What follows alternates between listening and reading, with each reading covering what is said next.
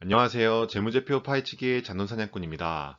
이번 시간에는 주린이를 위한 회계 세 번째 시간으로 현금 흐름표에 대해서 알아보려고 해요.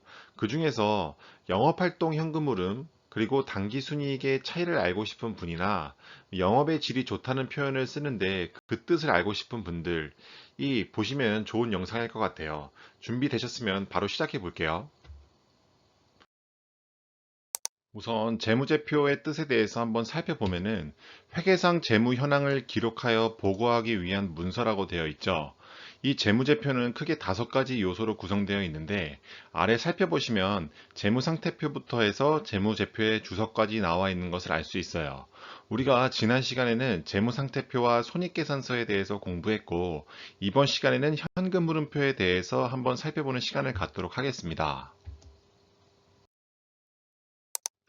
우선 현금 흐름표의 정의에 대해서 살펴보면은 기업의 현금 유출 및 유입에 대한 그 내역과 정보를 제공한다고 보면 될 것 같아요.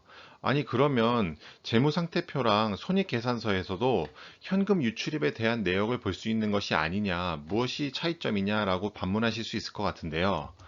우선 재무상태표와 손익계산서의 차이점에 대해서 살펴보도록 하겠습니다. 우리가 앞선 시간에 살펴본 재무상태표와 손익계산서는 발생주의에 기반한다는 점, 그리고 오늘 배우는 현금흐름표는 현금주의라는 점을 알고 넘어가시면 될 것 같아요.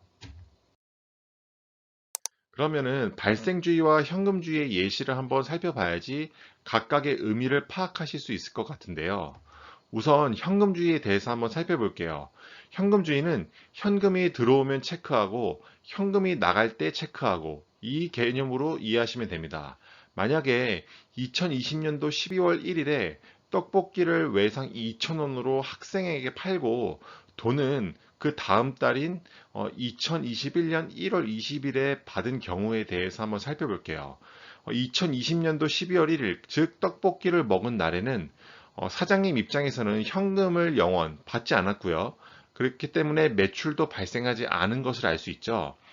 2021년도 1월 20일 날 그 떡볶이를 먹은 학생이 와서 현금을 줬다고 한다면 그 현금이 2,000원이 들어오고 매출이 2,000원이 잡히는 것을 알 수 있어요. 이렇게 현금주의는 현금이 실제 들어오고 나갔을 때를 기준으로 표시를 한다는 것을 알 수가 있죠.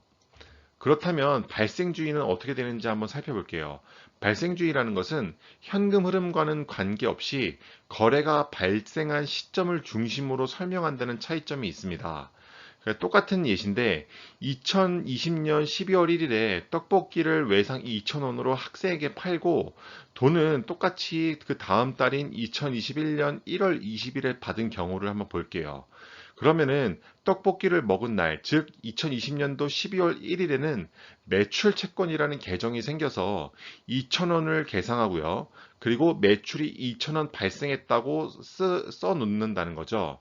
그리고 그 다음 달인 2021년도 1월 20일에는 무슨 회계를 하는지 한번 보면은 현금 2,000원이 실제로 들어왔기 때문에 돈을 받을 수 있는 권리를 뜻하는 매출 채권을 반대편에 써서 삭제를 하는 형태를 취합니다. 그래서 실제로 남는 것은 매출 2,000원과 현금 2,000원만 남는다는 거죠.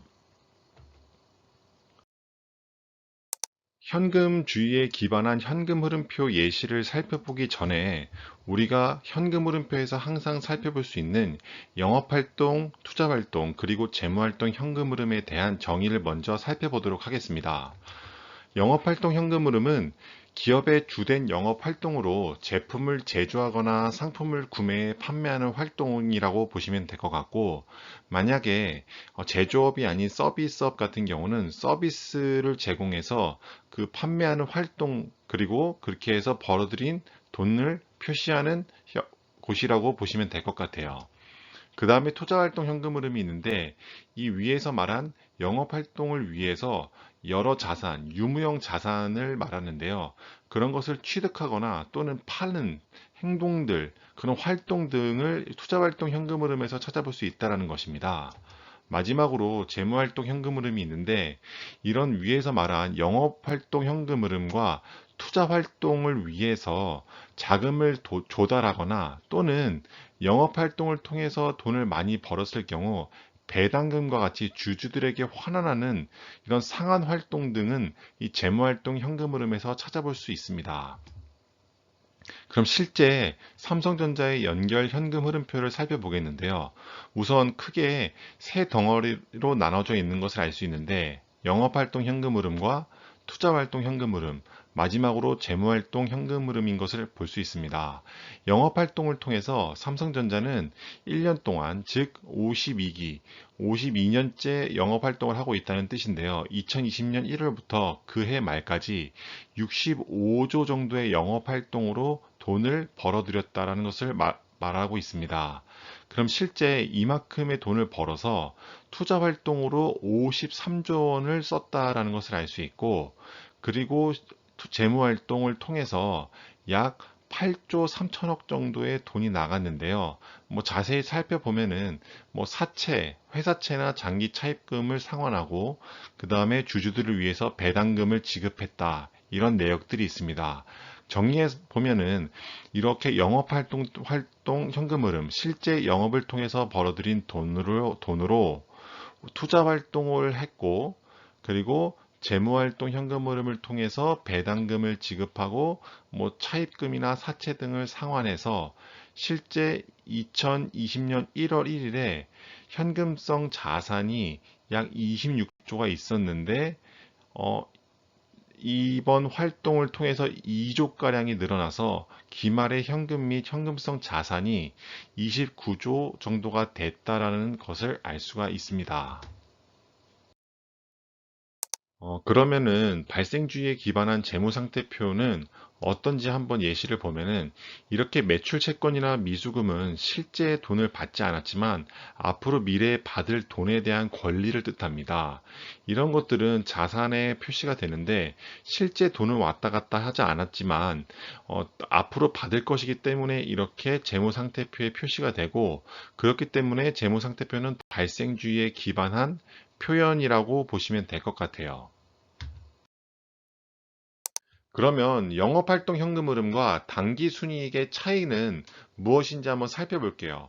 우선 영업활동 현금 흐름은 실제 삼성전자가 자신들의 사업을 통해서 실제 얼마만큼의 돈을 일으켰는지, 벌었는지를 나타내는 건데요. 보시는 것처럼 삼성전자는 영업활동으로 65조가량을 번 것을 알 수 있습니다. 여기서 이 당기 순이익은 이 연결 흐름표에서도 보이는데, 이 연결 흐름표에서도 보이는 이유는 이 당기 순이익에서 실제 돈이 왔다 갔다 하지 않는, 즉 감가상각비라든지 손상차손, 뭐 외화손실 등에 대해서 조정을 해주는 과정을 거치는 간접법을 쓰기 때문인데요.